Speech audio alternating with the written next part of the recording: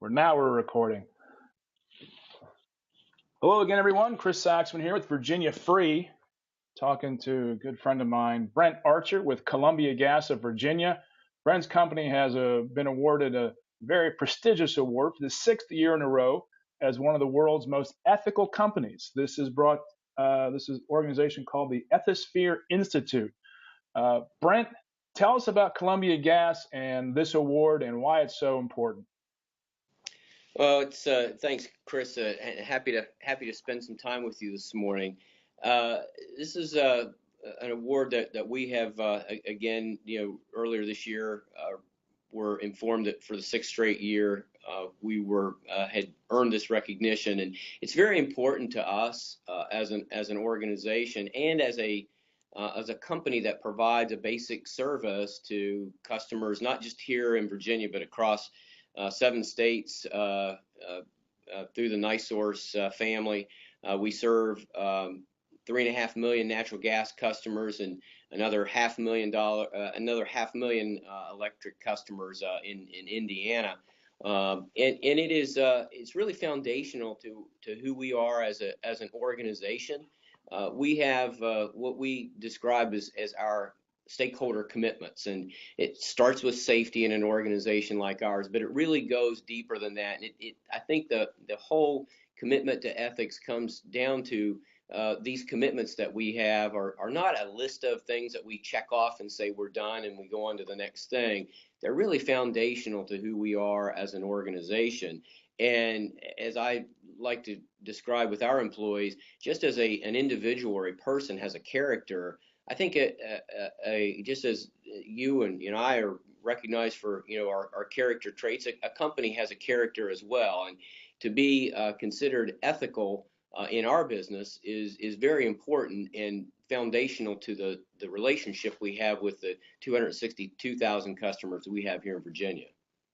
And you're based here in Virginia. You said you have 262,000 customers. How many employees do you have? We have just under 400 employees spread across the state currently. That's a pretty big operation there. And when we were talking earlier, we talked about the culture that Columbia Gas NiSource has created.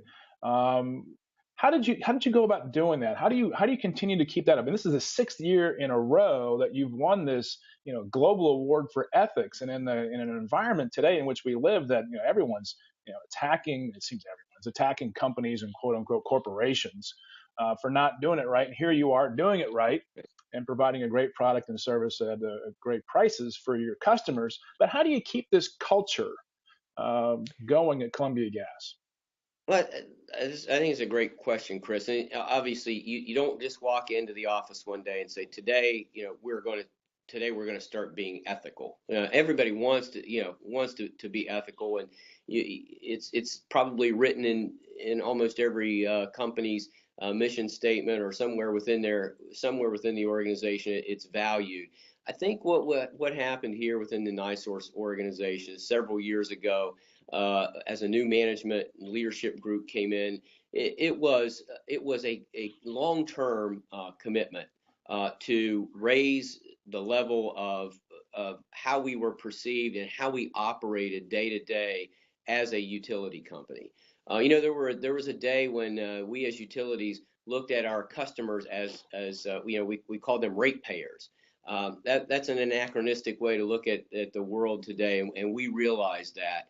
And I think that commitment really began at the top.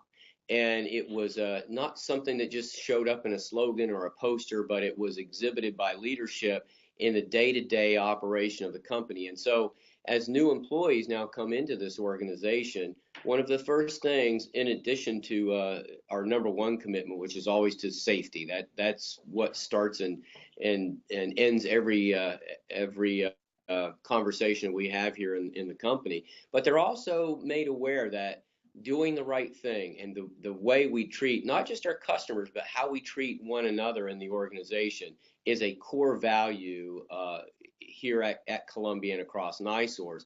And then it becomes an accountability, and how do we as leaders and how do we communicate that to our employees on a day-to-day basis? When you get that message as a new employee, and incidentally, 50% of our employees here in Virginia have 5 years lesser experience. We have a very uh, a lot of new employees coming into the organization, and they are one to understand what's valued in the organization. So it's a great opportunity for us, but it's also great, a lot of responsibility to not only just say it, but it really is something that I think people look in your actions day to day. And one of the things that we really try to do, Chris, is when we see employees doing the right thing, maybe making a decision that may be a result in some additional cost for us or some delay, but it was the right decision. We celebrate that. We recognize those employees, so we reinforce the idea that it's not just something we talk about, but something we try to live every day. And it's that consistency over time, I think, really then sort of embeds that in your culture as a company. We were talking before we went started the interview here formally about that celebration, about that cultural development internally. Having run a family business with 50 employees, we try to impact the corporate culture, if you will, in a very positive direction, caring for our employees, treating them ethically. How do you celebrate um, those kinds of events when someone does it the right way? You talked about earlier about one example last year in which an employee could have gone and taken a shortcut, but you honored their desire to do it the right way, even though it cost you more money. Right. I think sometimes we overthink these things. We communicated a lot internally. We don't necessarily have to stop the business and have a big party or a picnic Right. because of that. But we do recognize employees in our internal meetings. We're a very collaborative type of an organization, so we spend a lot to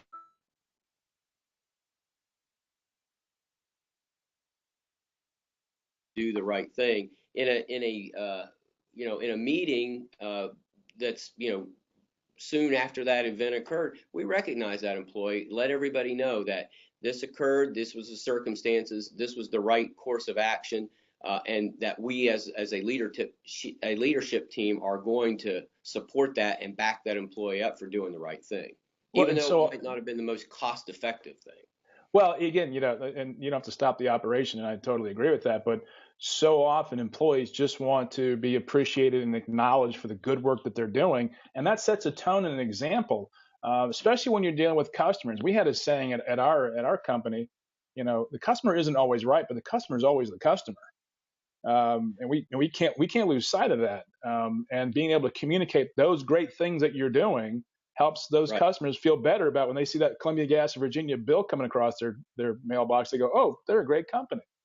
Well, that's a great point, Chris. I mean, we're a type of business where we have a connection to our customer that is literally a physical connection. We have a piece of infrastructure that runs to the house or the business, and a meter there. And every month we send that customer a bill, and they are paying us for the service that we provide. If we can establish a relationship of trust and credibility, and are considered ethical by our customers, to me it just is a good business decision. It makes sense. It's good for the customers. It's good for us, and I think from an employee standpoint, you're more engaged if you feel like that the company that you work for is going to do the right thing when hard decisions have to be made. And it's tough to in our environment in today's world, especially. And we talk about the Virginia way forward here at Virginia Free about creating a more ethical political climate. And people kind of scoff, or when I took a class in college called legal ethics, everyone rolls their eyes. It's Right. an aspirational goal, but this is not a metrics based environment. I guess the final product is the company performing better as a result, and you've been recognized for your performance. So, tip of the hat, salute, well done from the rest of the business community of Virginia. And I guess we're looking to y'all to continue that leadership role in ethics, and hopefully, that'll transmit out. And that's part of why we're doing this. But what can you tell us that's going on in the energy sector that's coming up? What are the needs of the customers? Because you're not only just providing, gas, you're also getting ahead of the supply needs and demand needs for the future. Well, great topic, Chris. It honestly, I've been in the energy industry 30 years, and this is maybe the most exciting time that I've experienced, and it's particularly here in Virginia. Growth in Virginia from an infrastructure perspective is outpacing many of the other states that we operate. If you look at natural gas use just over the past 10 years, it's increased by almost 50%. We're seeing last year we added nearly 5,000 meters to our system, and we're seeing increased demand from all sectors, whether it's the electric generation, the industrial sector, and particularly the residential sector. So we have a lot of opportunity and to grow. At the same time, we have been replacing our older infrastructure. If you look at this company and how it was formed, we literally go back to providing natural gas service down in the Petersburg area to pre-Civil War to the pre-Civil War era. So we've been updating and upgrading our infrastructure since that time. We have invested over the past few years over $100 million per year, almost $250 million in the past few years in replacing infrastructure. Over the next 5 years, we're looking to invest about another $500 million here in Virginia, not just in replacing the old infrastructure, but expanding to meet the demand that we're seeing for natural gas, which is really across all sectors. And what's happened with the we call it the shale revolution, it has really been, I don't like to use trite phrases, but it really has been a game changer for the industry in terms of stable domestic energy supply, stable prices, and being able to provide a basic service that people, even if they don't have a meter on their house, they're using that product every day in the products that they're using. Well, that's a great great answer. I remember when I was in the legislature, gas prices were through the roof around '03 and '04, and we had meetings on what we were going to do to bring down the price of natural gas, especially for manufacturing and agriculture, because byproducts from agriculture create fertilizers. And that Absolutely. and that and that revolutionary technology, hydraulic fracturing, that created the shale renaissance, if you will, in Western PA and West Virginia and Ohio, has created that supply, which has driven prices through the floor. Right. And but that is, has that. I mean, the obvious answer is yes. That has driven the demand for cheaper, more affordable, reliable domestic energy. But it's also changing the very nature of our geopolitical reality here in America. I mean, at the same time, we're no longer having to go secure energy resources around the world just to function our economy. Is that about right? I joke around when we're talking about that subject and say that, if you ask a question about energy today, at some point it's going to come back to shale. It has fundamentally changed the entire energy landscape. And when I look at, you talked about prices, when I moved to this part of the organization about 9 years ago, we were looking at prices on the commodity side that were 2.5, 3, 4 times what you're seeing right now. But the big thing that has changed, in addition to the amount of supply, and we're now looking at possibly known reserves of a 200-year domestic supply of natural gas, to the point that we're a net exporter of natural gas. But the big thing that has really helped is we're not seeing the volatility in the commodity price that we saw just a few years ago. In other words, natural gas prices could be very low for a time, and then they would spike up high, and then they would drop again. And if you're a manufacturer trying to plan your process with that sort of volatility in a key component of a cost driver, made it very difficult. Now, with the stability, it's a lot easier for those businesses to be able to plan their process, look at their business plans with some surety that there's going to be stability in that energy price. That's been very beneficial for us as well. It seems to me, coming from the business side, that's a tremendous benefit for the economy. Lower prices, especially for residential customers who, especially if you're on a fixed income, to have your energy costs go down, to be able to, heat your home in the winter and cool it off in the summer and to live more comfortably at a lower price, puts more Right. money in your pocket, and that benefits the entire economy. What I don't Well, understand we though is all the opposition to some of the natural gas pipelines that have been discussed in the political context. I mean, it's doing so many great things for the poor and the working poor. And I mean, people always look at all these big evil companies are making all this money. You're delivering products much cheaper to the poor and working poor in the residential areas, and then that's just not part of the conversation, it seems.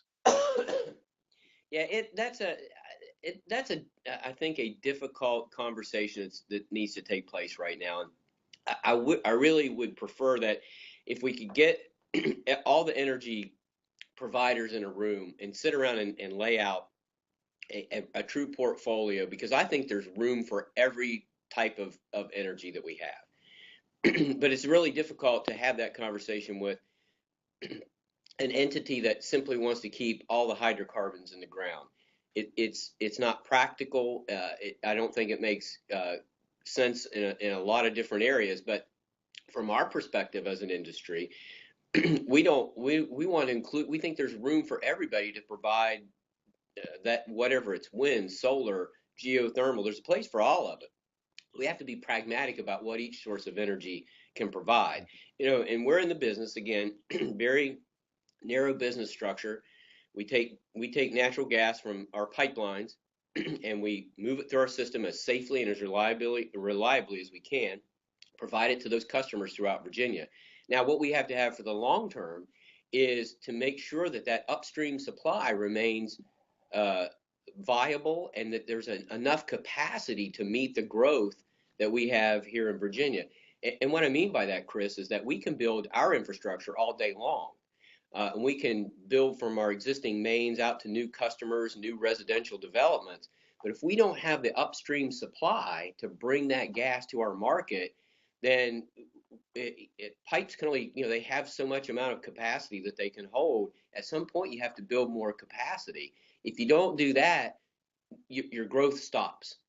So Right. the all the economic developments is going to slow down. And when we talk to counties across our system, and we serve almost 70% of the geographic area of Virginia, the economic developers will tell us that as they are trying to attract businesses from other areas to an industrial site or to an economic development zone that they have, the number one one of the high, I shouldn't say number one of the highest priorities they're looking for is access to natural gas.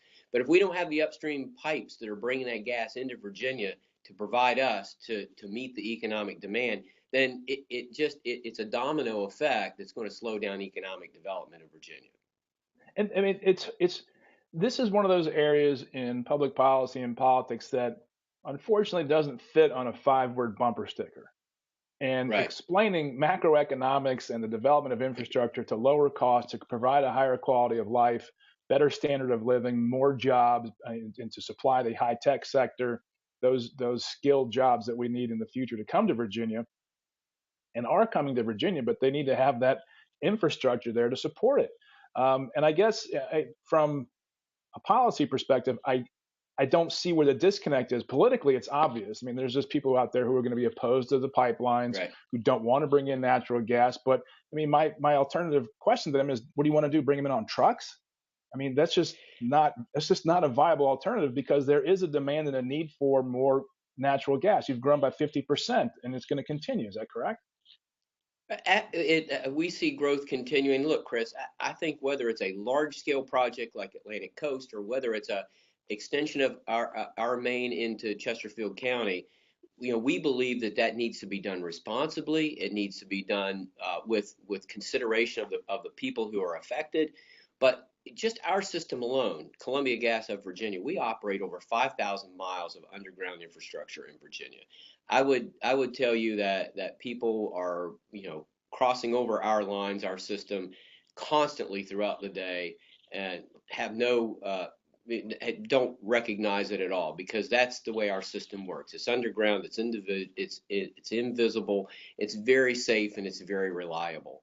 And so the argument about all of the impacts that you're going to have from these new proposed projects, it is a highly regulated process, despite what the rhetoric that you may hear. And we think that, and we know from our own experience that it can be done uh, responsibly. It can be done in a way that respects the all of the unique environmental characteristics of the area that where it's being routed. But bottom line is, if you don't develop the infrastructure, you're just not going to be able to support the growth that is, I think everybody would like to see: the jobs, the economic development, the quality of life. You know, when we get right down to it, that's what we feel that we provide as a utility company. Yeah, it's a commodity. It's natural gas. It warms the you know warms your hot makes for hot water, so you can have a nice hot shower every day. When it's cold in the winter, you got a warm home. But what we really feel like we're doing is we're providing a product that improves the quality of life from a lot of different aspects. And if you don't look at it in the bigger picture, how are you going to maintain that? I really get frustrated with people who just want to who will argue that let's just stop all of the projects. They don't offer any alternative. And until I hear what are you going to do that replaces that makes sense, I'm not sure that we can have much more of a conversation. And the economic growth is so necessary, not just in Virginia, but in the country, to pay for these obligations and promises that we've made in all these areas, whether it's entitlement spending, whether it's the debt obligations that we have that are in the tens of trillions of dollars as a country. You know, that just doesn't, cover, basic teacher salary increases that everyone wants to pay. And they say, oh, let's increase the cost of government. Well, revenue is generated from economic growth, and there's a balance that has to be sought in that conversation, rather than saying, blindly, let's not do X and let's not do Y. We all have to be working together if we want all these standards of living and performance and quality of life to increase. It must be very frustrating for folks in the energy infrastructure business to get that message out and just do what the people want you to do. It can be because day to day we're mainly just focused on that very basic obligation that we have, and that is to provide that service. So nobody even really notices that we're here. But when you step back and look at it from a broader perspective, that is where it can be a bit frustrating, because you want to be able to explain to people that whether it's the bag of Lay's potato chips, or the tires on their car, or the diapers that they're using for their children, there was natural gas that was almost assuredly used in the creation of that product. But people don't think that deeply about it. They hear terms that sound a little scary, because you have people who are sort of promoting that sort of rhetoric, and that's where it gets frustrating, is that you get away from the actual facts and what's taking place in reality, to a discussion that's really not directly connected to facts. Let's try to steer that back to the premise of the conversation. We got a little off track there. Yeah. But and when those challenges, those stressors internally, when you're trying to do your job and do it well, and you get awards and be ethical and above board and do it the right way, and yet you still get challenged. How do you Right. maintain that balance internally Right. when you feel these pressures, um, being attacked as an industry, but also being ethically, you know, globally recognized? I mean, that's part of the Right. Well, problem. first of all, you have to continue to reinforce, and maybe even more so in this sort of environment, the fact that we may see ourselves under attack, not as a specific company. I think that we, as a matter of fact, our JD Power scores for Columbia Gas of Virginia right now rank us as one of the top utilities in the entire country. So we're very proud of that as well. But at the same time, you have to continue to reinforce that message. And one of the things that we have been doing, Chris, is being a lot more purposeful about demonstrating to our employees that here are some of the products that Virginians are using every day, that that our product that we are serving that particular customer, whether it's Dulles Airport or James Madison University or VMI or Devil's Backbone over in Lexington, Lay's potato chips, Little Debbie oatmeal cakes. Those are our customers here in Virginia. Smithfield Foods. So we are helping employees understand that. Look, yeah, we have these customers, but here's who they are, and here's the benefit Right. they're providing to consumers. So let's hang in there. Let's be proud of what we do, because it is a service that everybody needs, and we try to reinforce that sense of pride in what we're accomplishing by just staying the course. Well, that's a great segue to ending our conversation today, because you should take pride. I mean, the businesses in Virginia do a lot of great things, and we're just not in the business of patting ourselves in the back. We're in the business of providing goods and services to our customers, and those companies like Columbia Gas of Virginia do not only do that, but do it the right way and are ethically recognized around the world for their performance, not just on the balance on the books, but also in the ethics. We just want to thank you for leading with that example. And anything else you'd like to add right now? Yeah, two things. One is that the employees that we have, whether from our Northern Virginia office down to our Tidewater office, just an incredibly dedicated group of employees, I'm humbled and proud to be part of the organization, just to see them day to day and what they do to make us such an ethical company that I think is getting the job done today. And second point is, I always have to end with a safety message, and for people who may be viewing this later, whether you're digging in a street or you're doing landscaping in your yard, always use that 811 number. Those we respond to over 200,000 requests every year to go out and mark our lines so they don't get hit. That's our number one risk factor. So anytime I have a Okay. chance to promote the 811 system, very effective. Encourage people, even if you're doing landscaping in your yard, call that number, have your utilities marked. You'll be glad you did. How deep are those utilities in our yards? They're probably going to be a couple of feet deep, but You don't want to things risk it. can shift over time and things can happen and things don't get always put the way they're supposed to. It's more of a precaution, but there are other utilities besides ours in those yards too, and some of them aren't as deep. So just it's a good thing to do. General rule of thumb: if you're digging, call Miss Utility. Is that the 811? That would be my advice to everyone. Yes. Because they don't know where They, these things are coming in from the mains into the house, right? you can't know for sure. You may think you know, but people are wrong more than you would like to think. It doesn't cost anything, right? Absolutely free. It's Absolutely a free. free Nothing like a service. free, not even a Right. And coupon, then just once they free. come out and put the spray paint on your yard, and next time you cut the grass, it's all gone. So it's not a big deal. Wow. Great safety tip at the end there. That's the backbone of the ethical world of Columbia Gas of Virginia. Brent, I want to thank you for your time and joining us here today. Hey, Chris, thank you. It's a pleasure to catch up with you, and thanks for the time. Thank you, Brent. Take care. Bye. Bye now.